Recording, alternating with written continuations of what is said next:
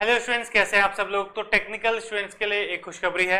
RRB जी का इस साल का नोटिफिकेशन भी आपका आ गया है। वैसे नोटिफिकेशन डिटेल वाला नहीं आया है, शॉर्ट नोटिस आपका आ गया है। तो शॉर्ट नोटिस में आपको एक कंफर्म हो जाएगा कि भाई आपकी कितनी वैकेंसीज आने वाली हैं।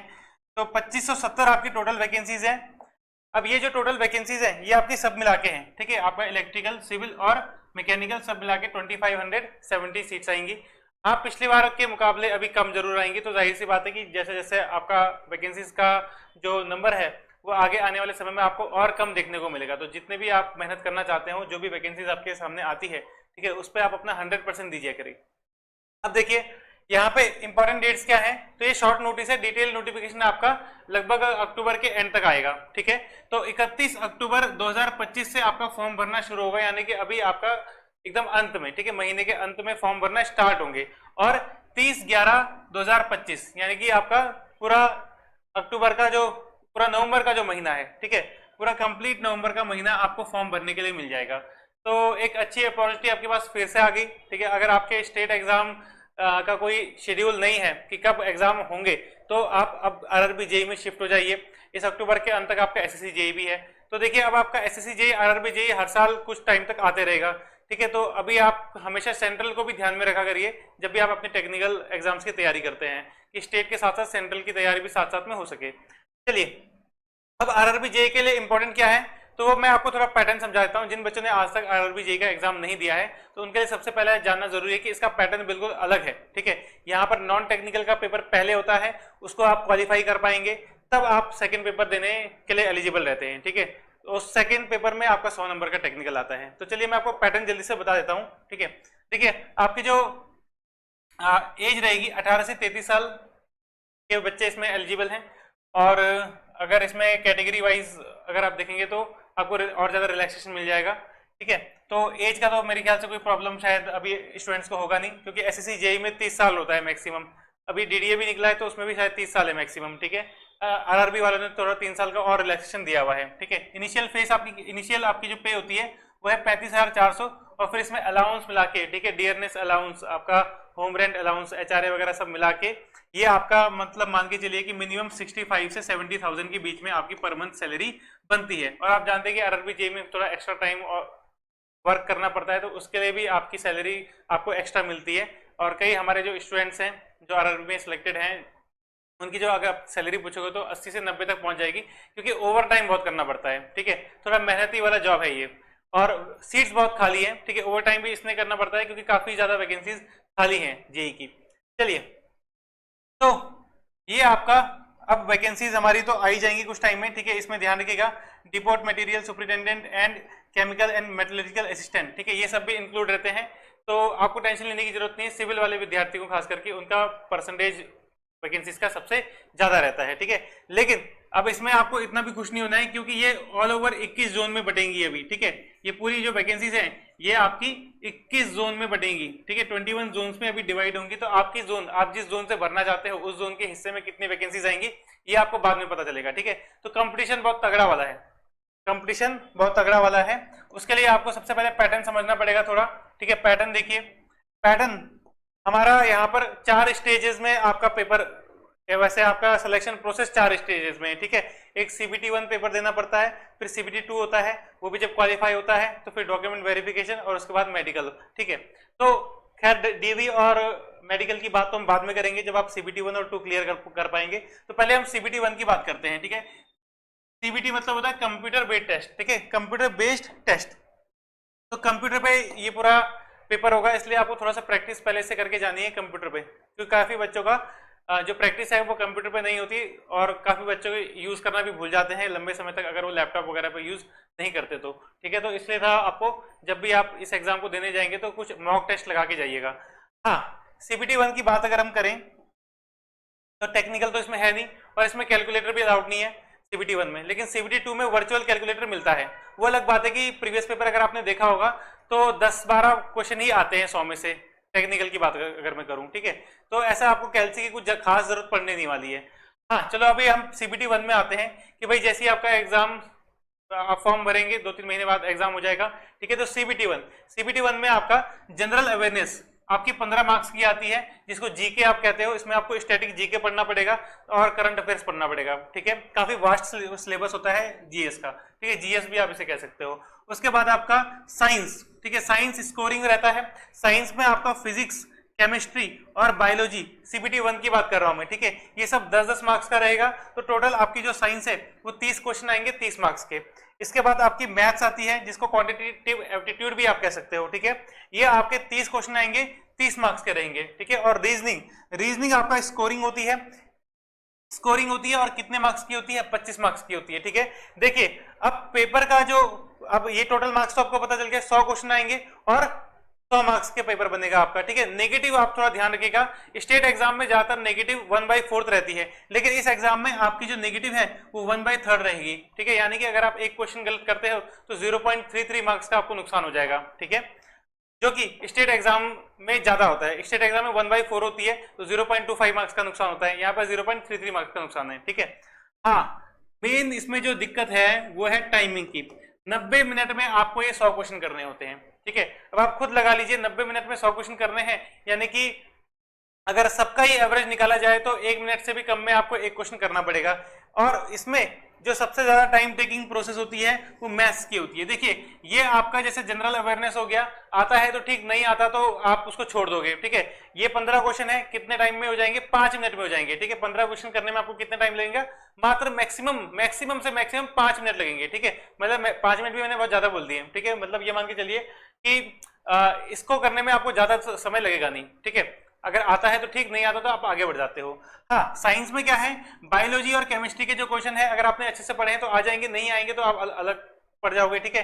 लेकिन फिजिक्स में क्या होता है कि कुछ एक आध न्यूमेरिकल भी आ जाते हैं तो थोड़ा सा टाइम ले सकता है ये, ठीक है। लेकिन जो सबसे ज्यादा दिक्कत करेगा आपको वो होगा मैथमेटिक्स का पोर्शन। इसके लिए आपको अपने हैबिट में चेंजेस लाने पड़ेंगे, मैथ्स की प्रैक्टिस करनी पड़ेगी, क्वेश्चंस आपको लगाने पड़ेंगे अच्छे खासे, ठीक है। प्रीवियस पेपर लगाओगे बस मोर देन सफिशिएंट है, ठीक है। आप बस क्या करिए, आरआरबी जेई के प्रीवियस पेपर लगाइए, क्योंकि अब तो आपके पास 2 सेट आ गए ना, ठीक है।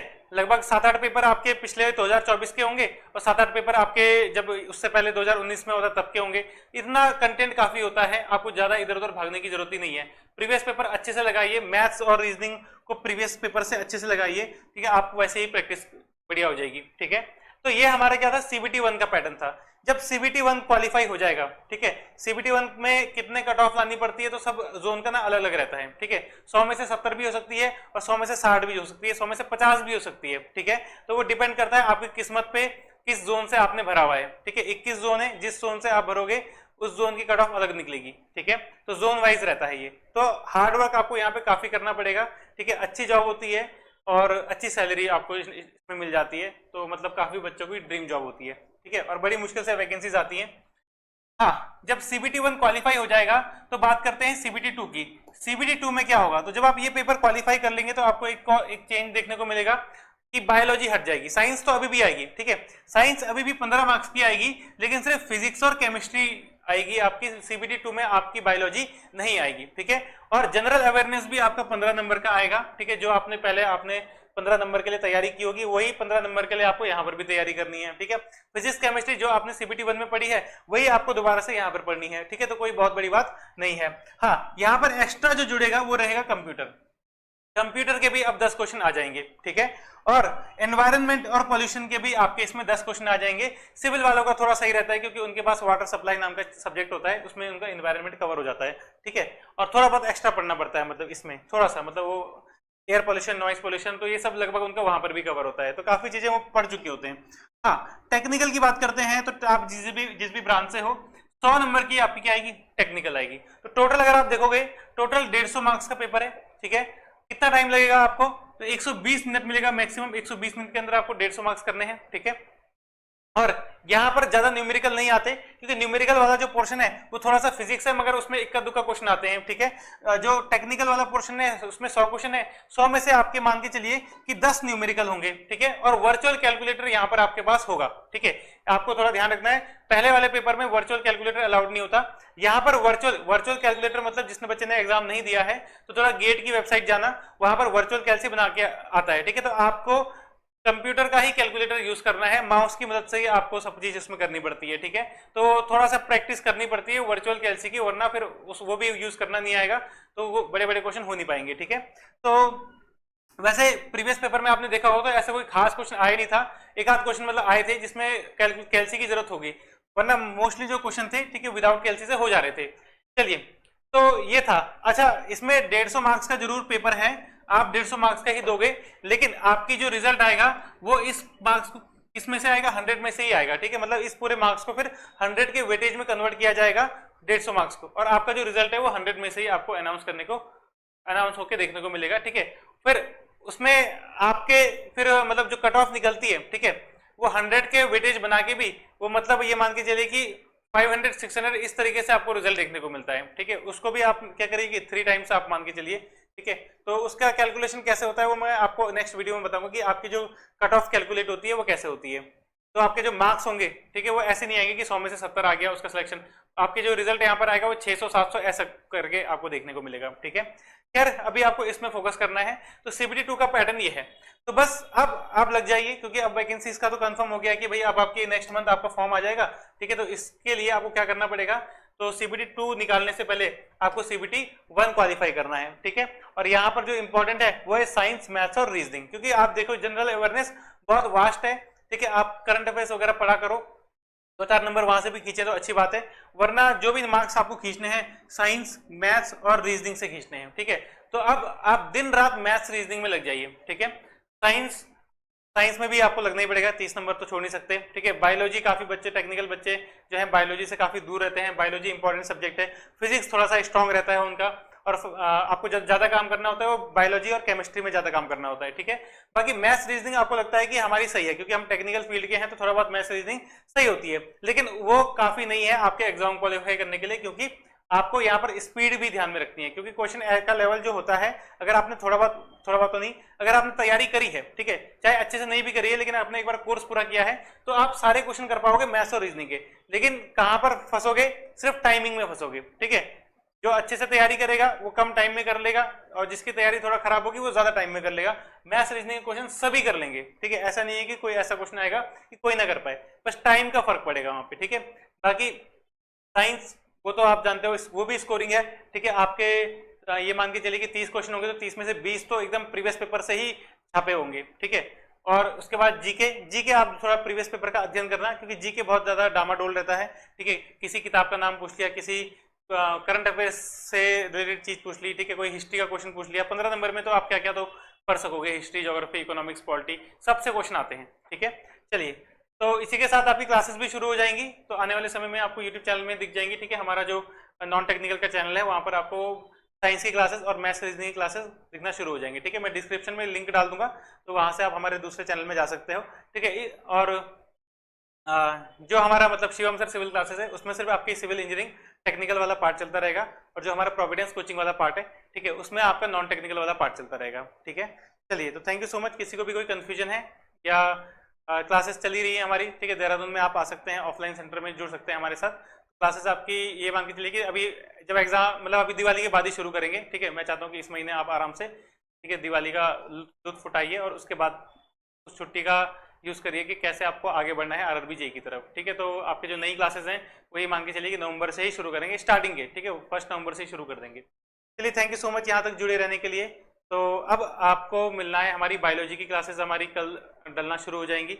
इंग्लिश ग्रामर आपकी शुरू होने वाली है यूकेपीएससी जेईई की, ठीक है। अभी उसकी भर्ती दूर दूर तक कहीं नहीं आ रही है, ठीक है, लेकिन क्योंकि इंग्लिश वाला जो पार्ट है वो काफी बच्चों का वीक रहता है, तो अभी से ही हम उसकी तैयारी कर रहे हैं, ठीक है। तो इंग्लिश की ग्रामर की क्लासेस भी आपकी अब चैनल में डलना शुरू हो जाएंगी। Thank you so much. किसी को कुछ भी पूछना है स्टेट एग्जाम्स के रिलेटेड या आपके सेंट्रल एग्जाम्स के रिलेटेड, ठीक है, तो डिस्क्रिप्शन में नंबर दिया हुआ है, ठीक है, आप कॉल कर सकते हैं।